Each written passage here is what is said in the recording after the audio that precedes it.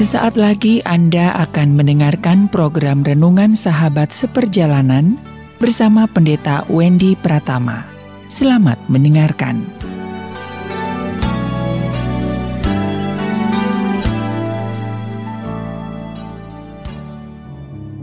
Selamat berjumpa kembali di dalam layanan audio Sahabat Seperjalanan. Hari ini adalah hari Senin 8 Maret 2021. Tema renungan dan saat teduh kita dengan judul Kebiasaan Memaksa. Kebiasaan memaksa. Firman Tuhan terambil dalam 1 Korintus 12 ayat yang ke-12. Demikian bunyi firman Allah. Karena sama seperti tubuh itu satu dan anggota-anggotanya banyak, dan segala anggota itu sekalipun banyak merupakan satu tubuh, demikian pula Kristus. Mari kita berdoa. Bapa yang di dalam surga, kami bersyukur bahwa Tuhan sudah menciptakan kami di dalam keberbedaan, dan bahwa keberbedaan itu adalah sesuatu yang indah untuk saling melengkapi, saling menopang, dan saling menolong satu dengan yang lain. Dan biarlah ya Tuhan, kami boleh belajar untuk membuang satu kebiasaan yang seringkali dimiliki oleh setiap kami masing-masing secara tidak disadari, yaitu kebiasaan memaksa. Terima kasih ya Bapa, di dalam nama Tuhan Yesus kami berdoa. Amin. Sahabat seperjalanan yang dikasihi Tuhan, ada sebuah pertanyaan, mengapa Tuhan membiarkan Adam dan Hawa jatuh di dalam dosa? Bukankah Tuhan bisa kemudian menolong mereka, menjaga Adam dan Hawa untuk tidak jatuh di dalam dosa? Di sini ada satu bagian yang bagaimana Allah memberikan kepada kita, yaitu free will, yaitu kehendak bebas di dalam diri manusia yang pada dasarnya di dalam kekudusan. Namun kemudian manusia menyalahgunakannya. Sewaktu manusia menyalahgunakannya, manusia seringkali bertindak tidak adil kepada Allah. Lalu yang disalahkan Tuhan, bayangkan. Allah memberikan kehendak bebas kepada manusia, namun kemudian manusia menyalahgunakan kehendak bebas. Lalu setelah berbuat salah, dirinya yang salah, lalu Allah yang disalahkan. Itulah sifat manusia.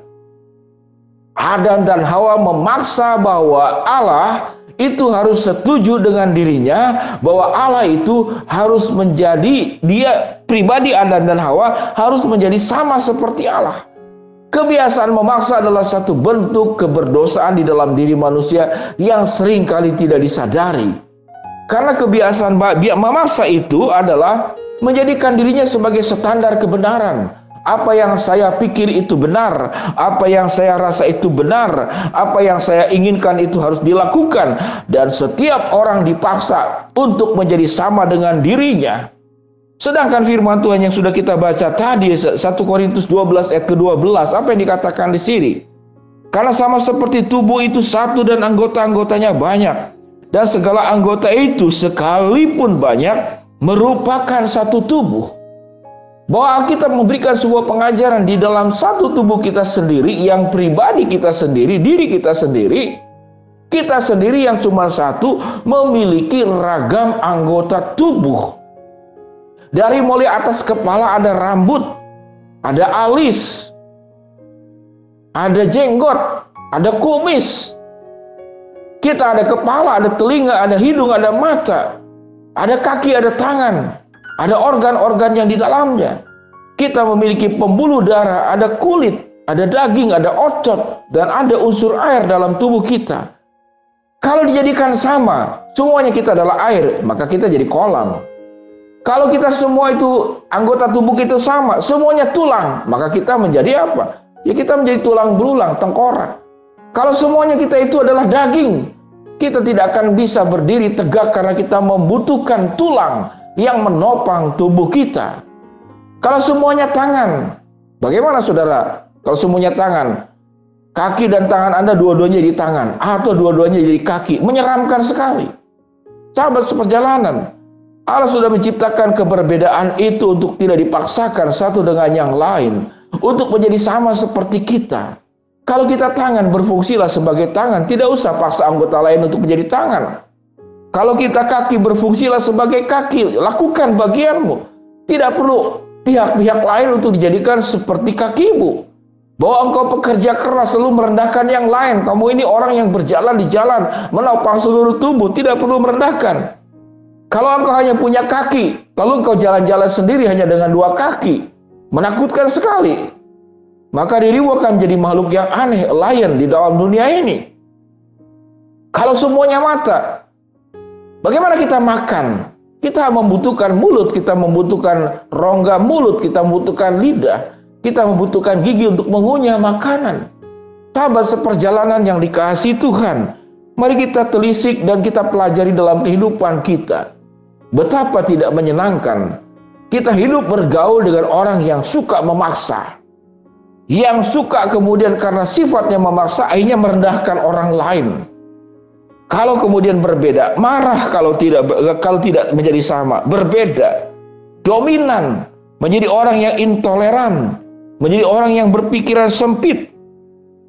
Dan juga memaksa itu adalah bentuk sebuah keserakahan. Engkau menjadikan semua orang sama dengan dirimu.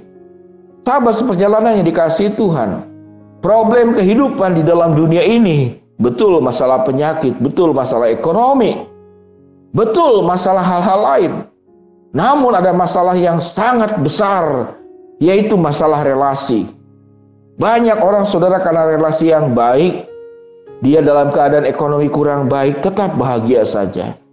Banyak orang yang karena relasi baik, di tengah kesulitan, karena bisa saling menopang, maka yang berat menjadi ringan. Karena relasi yang baik, maka kita satu dengan yang lain saling menguatkan.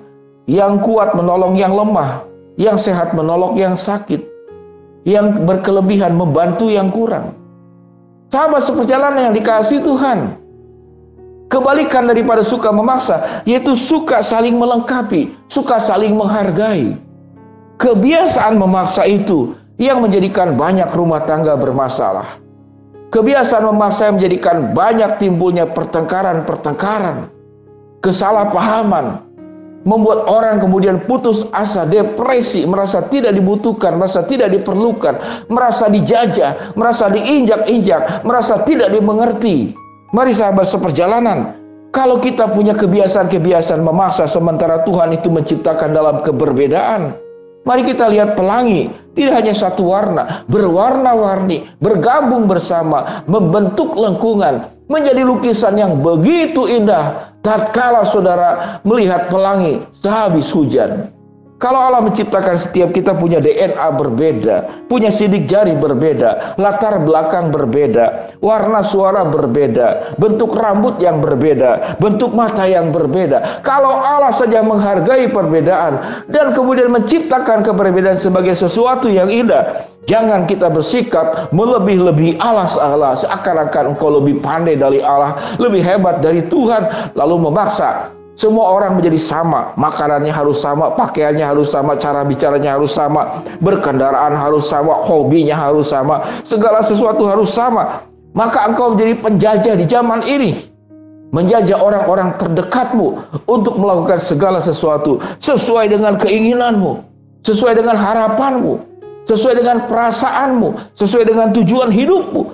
Sementara setiap orang punya rancangan, punya rencana, punya tujuan hidup, punya kepribadian, punya minat, punya hobi, punya tujuan apa yang ingin dikerjakannya secara berbeda. Sahabat seperjalanan, hargailah perbedaan.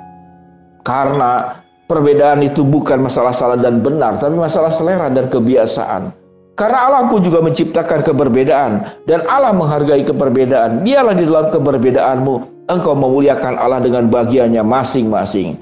Buang sebuah kebiasaan buruk, yaitu kebiasaan memaksa. Mari kita berdoa. Bapa yang di dalam sorga, hamba-Mu berdoa buat sahabat seperjalanan yang sedang sakit di rumah sakit maupun di rumah. Tuhan jamah, Tuhan sembuhkan. Buat sahabat seperjalanan yang sedang menghadapi kendala, kesulitan, problem, masalah dalam kehidupan ini, Tuhan bukakan jalan. Buat sahabat seperjalanan yang sedang memohon dan berharap sesuatu kepada Engkau, Tuhan akan mengabulkan sesuai dengan waktu, rencana, dan kehendak-Mu. Terima kasih ya Tuhan. Di dalam nama Tuhan Yesus kami berdoa. Amin. Shalom sahabat seperjalanan. Hentikan kebiasaan memaksa dan buka sebuah kebiasaan baik saling menolong, saling menghargai, saling melengkapi, sebagaimana Allah menciptakan keberbedaan dan anggota tubuh kita yang berbeda-beda, namun menjadi sebuah kesatuan. Shalom, Tuhan memberkati kita semua. Amin.